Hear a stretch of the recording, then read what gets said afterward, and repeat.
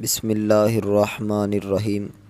دوستو، آج ایک بہت ہی خاص تسبیح آپ کو بتانے والا ہوں۔ ایک چھوٹی سی صورت ہے، اس صورت کو آپ نے تسبیح کے دانوں پر پڑھنا ہے انشاءاللہ میرے بھائیوں بہنوں۔ اللہ کے فضل و کرم سے یہ صورت پڑھنے کے بعد آپ کو پیسوں کی وجہ سے اگر آپ پریشان ہیں، رزق کی وجہ سے آپ پریشان ہیں، گھر بار کی وجہ سے، مکان کی وجہ سے پریشان ہیں، آپ کا کام جو کر رہے ہیں آپ، بزنس جو آپ کا ہے وہ گرو نہیں کر رہا، بزنس اچھے طریقے سے نہیں چل رہا، تو انشاءاللہ یہ جب آپ تسبیح پڑھو گے، تسبیح پڑھتے وقت آپ نے اپنی مراد اپنے ذہن میں رکھنی ہے، ٹھیک ہے؟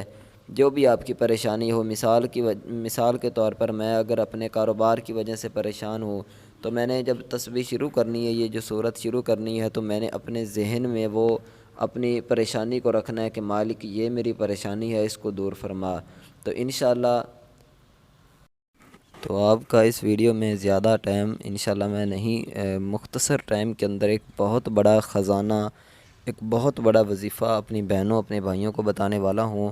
تو آئیے اس وظیفے کی طرف چلتے ہیں، اس خاص عمل کی طرف چلتے ہیں، کس طرح آپ نے کرنا ہے، کب پڑھنا ہے، مکمل آپ نے اس کو اچھے طریقے سے سمجھ لینا ہے، ٹھیک ہے؟ اس کی فضیلتیں تو بہت ہی زیادہ ہیں، بہت زیادہ ہیں اس کی فضیلتیں۔ اگر میں آپ کو سناؤں تو یقین مانو یہ ویڈیو بہت ہی لمبی بن جائے، لیکن آپ جب یہ وظیفہ کرو گے تو آپ کو خود کو معلوم ہو جائے گا کہ یہ وظیفہ، یہ تسبیح، یہ جو چھوٹی سی صورت ہے اس کی پاور کتنی بڑی ہے۔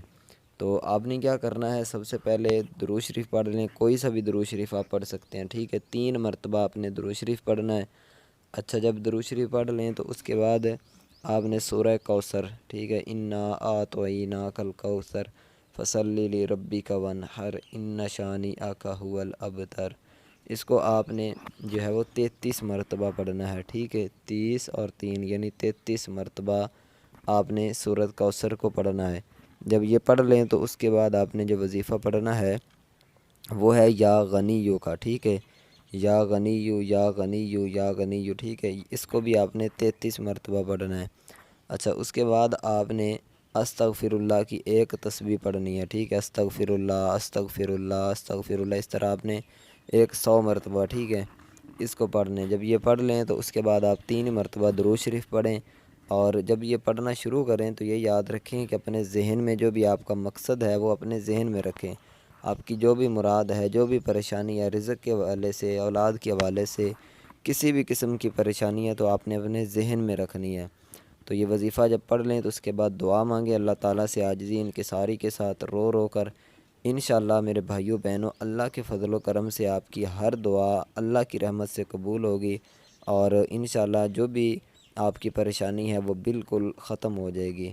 ساتھ ہی آپ لوگوں کو بتاتا چلوں کہ نماز کی پابندی لازماً کریں، یہ نہیں کہ وظیفہ پڑھ لیا تو نماز، سب سے بڑا وظیفہ نماز کا ہے، نماز بھی پڑھیں، ان وظائف پر بھی عمل کریں، انشاءاللہ آپ کو بہت ہی اچھا، بہت ہی خاص رزلٹ دکھائی دے گا۔